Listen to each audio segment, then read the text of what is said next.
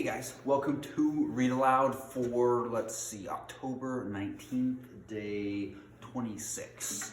I've been working on some new jazz chords. I think I'm starting to feel like I'm getting them a little bit. Let's see here.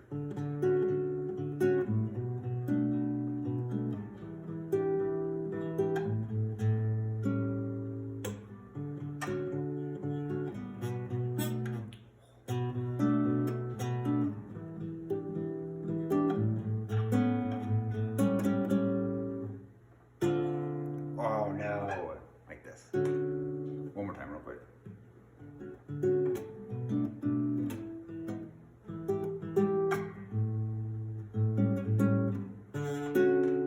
I'm getting there. I still feel like I'm trying to learn how to play guitar again, but it's not too bad. All right, let's see where we were. Ooh, look, I think we're guys, look at this. We're halfway through. That's pretty good. Okay. It looks as if my dreams were coming true, gasped Bomber, puffing up ahead. He wanted to rush straight off into the wood after the lights, but the other remembered only too well the warnings of the wizard and of Bjorn. A feast would be no good if we never get back alive from it, said Thorin. But without a feast, we shan't remain alive much longer anyway, said Bomber, and Bilbo heartily agreed with him. They argued about it backwards and forwards for a long time until they agreed at length to send a couple of spies to creep near the lights and find out more about them. But then they could not agree on who to be sent. No one seemed anxious to run the chance of being lost and never finding his friends again. In the end, in spite of warnings, hunger decided them, because Bomber kept on describing all the good things that had been eaten, according to his dream, in the woodland feast. So they all left the path and plunged into the forest together. After a good deal of creeping and crawling, they peered around the trunks and looked into a clearing where some trees had been felled and the ground leveled. There were many people there, elvish-looking folk, all dressed in green and brown and sitting on sawn rings of the felled trees in the great circle. There was a fire in their midst, and there were torches fastened to some of the trees round about it. But most splendid sight of all, they were eating and drinking and laughing merrily. The smell of the roast meats was so enchanting that without waiting to consult one another, every one of them got up and scrambled forward into the ring with the one idea of begging for some food. No sooner had the first stepped into the clearing than all the lights went out as if by magic. Somebody kicked the fire and it went up in rockets of glittering sparks and vanished, and they were lost in completely lightless dark, and they could not even find one another, not for a long time at any rate.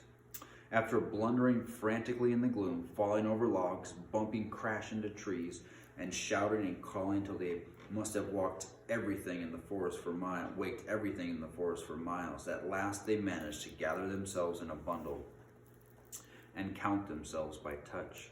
By that time they had, of course, quite forgotten in what direction the path lay, and they were all hopelessly lost, at least till morning.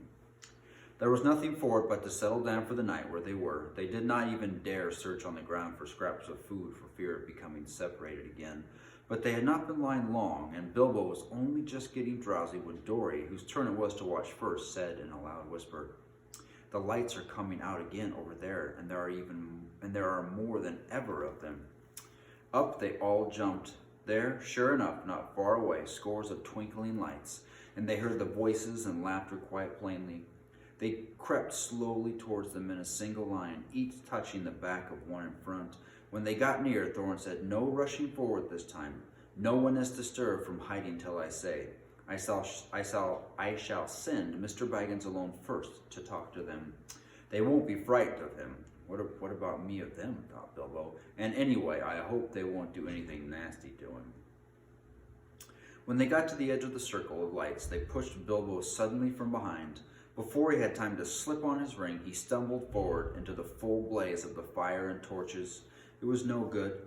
Out went all the lights again, and complete darkness fell. It had been difficult collecting themselves before. It was far worse this time, and they simply could not find the Hobbit. Every time they counted themselves, it only made 13. They shouted and called, "Bilbo Baggins, Hobbit, you dreaded Hobbit, hi! Confusticate you, where are you?" and other things of that sort, but there was no answer. They were just giving up hope when Dory stumbled across him by sheer luck. In the dark, he fell over what he thought was a log, and he found it was the Hobbit, curled up, fast asleep. It took a good deal of shaking to wake him, and when he was awake, he was not pleased at all. "I was having such a lovely dream," he grumbled, "all about having a most gorgeous dinner. Good heavens, he's gone like Bomber," they said. "Don't tell us about the dreams. Dream dinners aren't any good, and we can't share them. They are the best I'm likely to get in this beastly place," he muttered as he lay down beside the dwarves and tried to go back to sleep and find his dream again. But that was not the last of the lights in the forest. Later, when the night must have been getting old, Keely, who was watching them, came and roused them all again, saying, "There's a regular blaze of light begun not far away. Hundreds of torches and many fires must have been lit suddenly by magic, and hark to the singing and the harps." After lying and listening for a while, they found they could not resist the desire to go nearer and try once more to get help. Up they got again, and this time the result was disastrous. The feast that they now saw was greater and more magnificent than before, and at the head of a long line of feasters sat a woodland king with a crown of leaves upon his golden hair, very much as Bomber had described the figure in his dream. The elvish folk were passing bowls from hand to hand across the fires, and some were harping and many were singing. Their gleaming hair was twined with flowers, green and white gems glinted on their collars and their belts, and their faces and their songs were filled with mirth. Loud and clear and fair were those songs, and out stepped Thorn into their midst. Dead silence fell in the middle of a word. Out went all light. The fires leapt up in black smokes. Ashes and cinders were in the eyes of the dwarves, and the wood was filled again with the clamor of their cries. Bilbo found himself running round and round as he thought, and calling, "Dory, Nori, Ori, Oin, Gloin, Feely, Keely, Bomber, Biffer, Bofer, Dwalin, Balin, Thorin, Oakenshield," while people he could not see or feel were doing the same all around him, with an occasional Bilbo thrown in. But the cries of the others got steadily further and fainter, and though after a while it seemed to him they changed to yells and cries for help in the far distance, all noise at last died right away, and he was left alone in complete silence and darkness. That was one of the most miserable moments, but soon he made up his mind that it was no good trying to do anything till day came with some little lights, and quite useless to go blundering about, tiring himself out with no hope of any breakfast to revive him. So he sat himself down with his back to a tree, and not for the last time fell to thinking of his far distant hobbit hole with its beautiful pantries. He was deep in thought of bacon and eggs and toast and butter when he felt something touch him. Something like a sticky string was up against his left hand, and when he tried to move, he found that his legs were already wrapped in the same stuff, so that when he got up, he fell over. Then the great spider, who had been busy tying him up while he dozed, came behind him and came at him. He could only see the thing's eyes, but he could feel its hairy legs as it struggled to wind its abdominal threads round and round him. It was lucky that he had come to his senses in time. Soon he would not have been able to move at all. As it was, he had a desperate fight before he got free. He beat the creature off with his hands. It was trying to poison him to keep him quiet, as small spiders do to flies. Until he remembered his sword and drew it out, and then the spider jumped back and he had time to cut his legs loose. After that, it was his turn to attack. The spider evidently was not used to things that carried such stings at their side, or it would have hurried away quicker. Bilbo came at it before it could disappear and stuck it with his swords right in the eyes. Then it went mad and leapt and danced and flung out its legs in horrible jerks until he killed it with another stroke, and then he fell down and remembered nothing more for a long while. There was the usual dim gray light of the forest day about him when he came to his senses. The spider lay dead beside him, and his sword blade was stained black. Somehow the killing of the giant spider, all alone by himself in the dark without the help of a wizard or the dwarves or anyone else, made a great difference to Mr. Bilbo Baggins. He felt a different person, a much fiercer and bolder in spite of an empty stomach, and he wiped his sword on the grass and put it back in its sheath. "I will give you a name," he said to it. "I shall call you Sting." After that, he set out to explore. The forest was grim and silent, but obviously he had first of all to look for his friends, who were not likely to be very far off unless they had been made prisoners by the elves or worse things. Bilbo felt that it was unsafe to shout, and he stood a long while wondering in what direction lay the path, and in what direction he should go first to look for the dwarves. Oh, why did we not remember Bjorn's advice and Gandalf's, he lamented. What a mess we are in now. I only wish it was we. It is horrible being all alone. In the end, he made a good guess, as good a guess as he could, of the direction from which the cries for help had come in the night, and by luck, he was born with a good share of it. He guessed more or less right, as you will see. Having made up his mind, he crept along as cleverly as he could.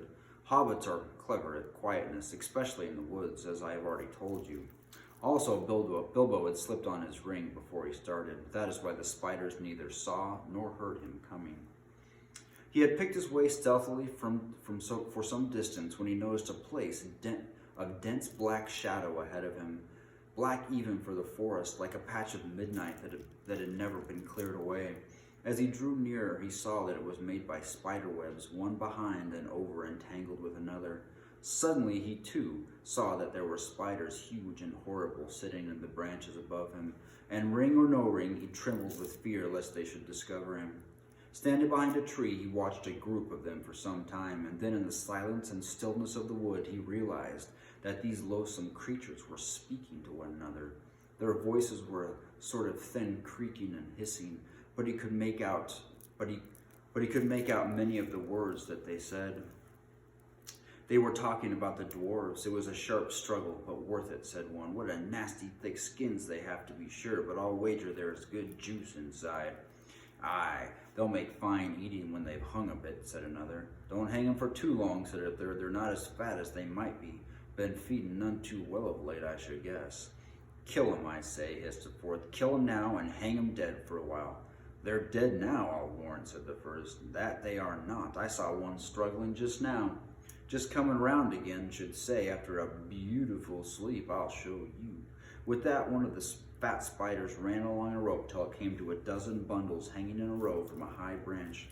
Bilbo was horrified, now that he noticed them for the first time dangling in the shadows, to see a dwarvish foot sticking out of one of the bottoms in some of the bundles, and here and there the tip of a nose or a bit of beard or hood. To the fattest of these bundles the spider went. This poor old bomber, I'll bet, thought Bilbo, and nipped hard at the nose that stuck it. There was a muffled yelp inside, and a toe shot up and kicked the spider straight and hard. There was life in Bomber still. There was a noise like the kicking of a flabby football, and the enraged spider fell off the branch, only catching itself with its own thread just in time. The others laughed. You were quite right, they said. The meat's alive and kicking. I'll soon put an end to that, hissed the angry spider, climbing back onto the branch. You're going to have to wait till tomorrow to see what happens. Thanks, guys.